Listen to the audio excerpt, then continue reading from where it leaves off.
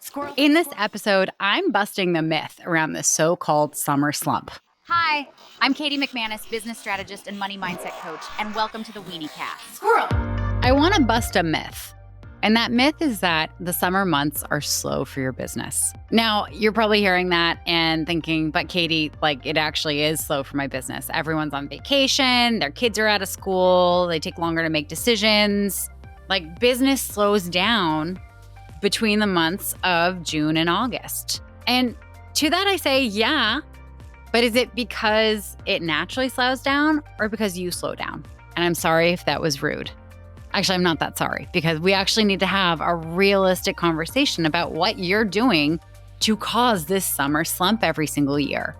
And before we get into this, I want to acknowledge that the summer is a scheduling nightmare for a lot of people. If you're a parent, especially throughout the school year, your children are sent off to a building where other adults watch them for the majority of the day, so you have time to get your work done. And then you only have to deal with them in the mornings and the evenings. You can tell I'm not a parent, right? I'm sure your children are lovely, but you get a lot more done when they're away, right? Whereas in the summer, it's a little more sporadic. Maybe they're in summer camp. That's probably not going to be a full school day's worth of time. Maybe they're not in summer camp. Maybe they're just hanging around the house with you. Well, then you're the adult in charge. And it's not like kids are great coworkers. They're not going to respect the fact that you are in a meeting. They're not going to respect the fact that you have to get an email out. If they want a snack, they're going to ask for the snack, because no one wants to be that mom that has to explain to your child's best friend's parents that, yes, you do in fact feed your child. You just didn't get them a string cheese right when they wanted it that one time. Can you tell I have friends who have kids? In addition to that, there are a lot of vacations that happen during the summer. People get married during the summer. I mean, people get married all year round, but summer is like prime time in a lot of areas. And even if you're not going on vacation, there are people that you're working with who are going on vacation. Maybe your graphic designer is taking 2 weeks off, and then your copywriter is taking a week off here. That is naturally going to slow down some of the stuff that happens in your business. And not to mention, depending on who your ideal client is, they may slow down in their decision-making process. There are a lot of challenges to the summer season. And if we just kind of threw in the towel every season, it's hard to get clients right now for X, Y, and Z reason, so let's just not even try. Well, things would not go well. They would not go well for your business. They would not go well for your finances, not go well for your relationships, because everyone would be like, what the fuck are you doing? You sure you want to run a business if it's always so hard and blah, blah, blah. And then you have to go back, and because you have ADHD, you get bored of the job after a year, and then you have to go and find another job. And then after another year, you get bored, and then you have to go and find another job. That's just a lot of jobs. So when we talk about the summer slump, there's a part of this that is absolutely realistic. There are things that just go slower in the summer for a lot of different reasons. Just because people are more likely to be distracted during the summer does not mean they're not paying attention. One of the things that business owners drop first when things are assumed to be going slow is marketing. They figure, people are at the beach. They're not looking at social media. It's the holidays. People are with family and cooking and wrapping presents. Have you ever been to the beach since smartphones came out? And when they're not on their phones, they're getting shown by other people what's on their phones. And have you been to a holiday with family? People are hiding in spare bedrooms in the bathroom, hiding from the people that they love because it's been too much, and they're on their phones. They're looking for a distraction. Uncle Paul saying something racist at the dining room table. How do you avoid screaming at Uncle Paul and creating a scene? You open LinkedIn. Hopefully you're not doing that. Hopefully you are doing some anti-racist work and informing Uncle Paul why his words are problematic and guiding him to a better way of communicating and having more empathy for people who are different from him. And also, sometimes you're just too tired for that shit. But also, sometimes that just is not going to work for Uncle Paul. And this is just going to be the last time you invite him to dinner. For the time that he's there, LinkedIn or Instagram is going to be your godsend to keep you from turning into a rage monster. I don't actually have an Uncle Paul, and my family, thankfully, doesn't have any racists. But for those of you who have your own variation of an Uncle Paul, my heart goes out to you. My point being is that just because people are distracted, just because they have other things going on, and just because whatever goal you help your clients with may not be top of mind for them in that moment, it doesn't mean they're not seeing your shit. One of the best times to get in front of your ideal clients. Ooh, what am I going to say next? Well, you'll have to keep listening to find out. But first, squirrel.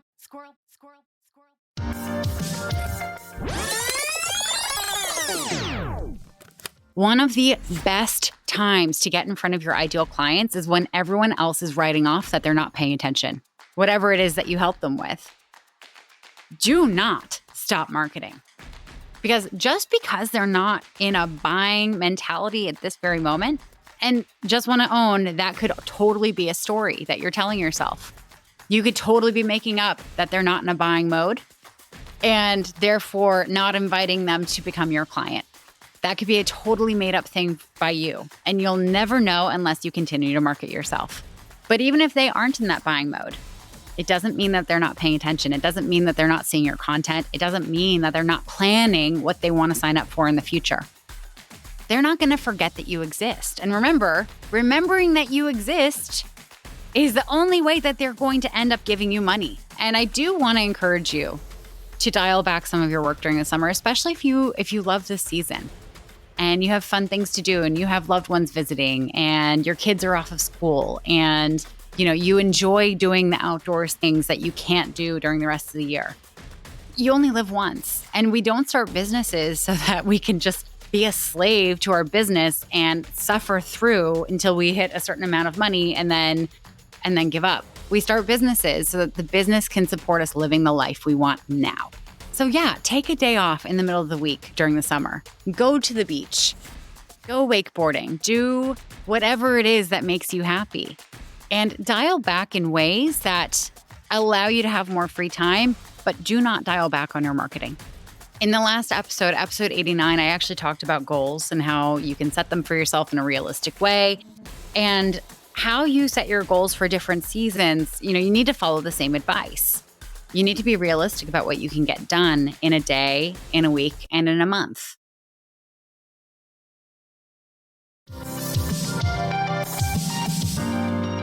So just like you have an SOP for the rest of the year, the things that you need to do every single day and every single week and every single month, you get to augment that for the summer. And remember, you're the boss. You own this company.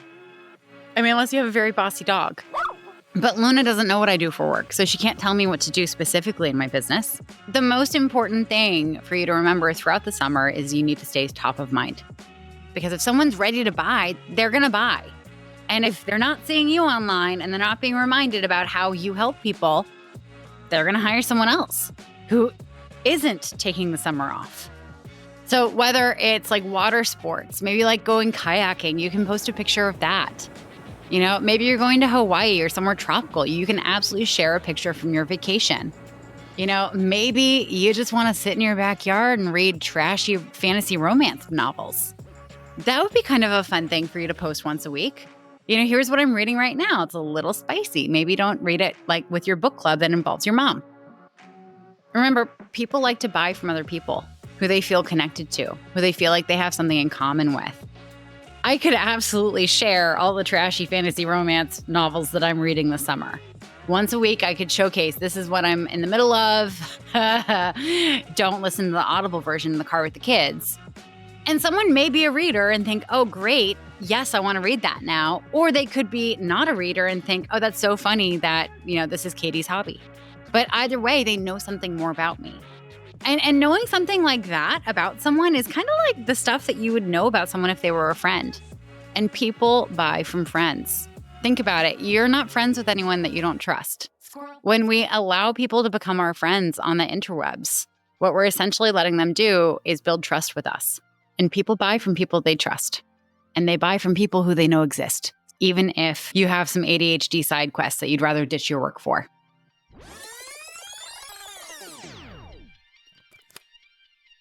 And to prove my point, I'm going to share with you my top 5 reads that I recommend to you if you're into the fantasy romance genre. Okay, so we're going to start off with A Clockwork Angel. This is a trilogy. It's technically young adult, but it has a real like slow burn on the romance side. And it's a little sci-fi-y.